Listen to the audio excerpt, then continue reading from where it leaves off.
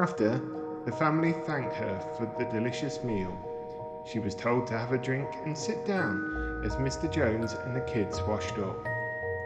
After putting the children to bed, she came through to find Mr. Jones sat watching TV. She smiled and said she was going out for a walk and some air.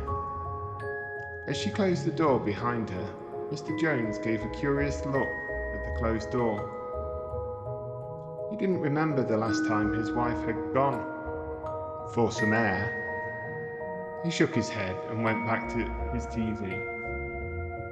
She walked down the street, not really knowing where she was going. She just walked.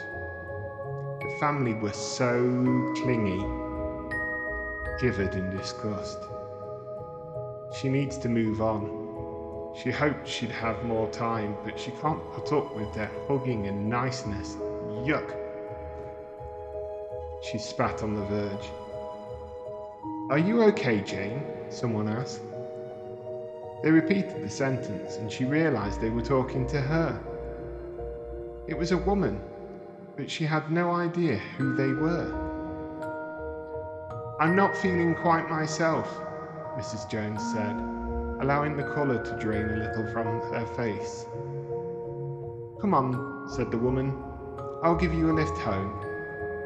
She followed the woman, who it appears was also a Jane, and it seemed they were good friends.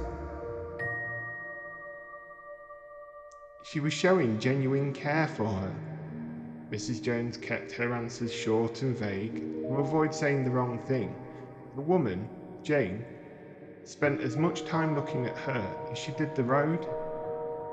"You really don't seem yourself," she said. "Shall I come in?" "No," said Mrs. Jones. "I'll be fine." Jane didn't push, but said she'd drop in tomorrow after dropping the kids off at school. Mrs. Jones grunted and got out of the car. She'd made up her mind to roll with the unwell excuse, and so entered the house and immediately went to bed. Once more, to her husband's confusion. He came through to speak to her. She pretended to sleep, although he persevered with his babble about loving her. Was she okay? She needs to take it easy, if not, well. Luckily, he gave in and soon settled and went to sleep. The morning routine was the same every day, so it was easy to navigate with a fake weary smile. She'd just started to relax when the door went. It was Jane. Great. With the weariest face she could make, she opened the door. The fussing started immediately. "You sit down.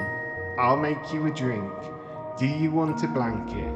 Something to eat? Blah, blah, blah." In a moment of uncontrolled rage, Mrs. Jones screamed, "No!" Jane stood still.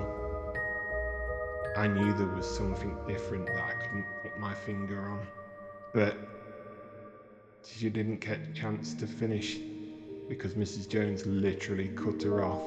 She stabbed her in the throat. Panicked, Jane began to drop to the floor as Mrs. Jones dragged her out to the garage and loaded her into the fridge. With a shake of her head, she closed the door and walked away.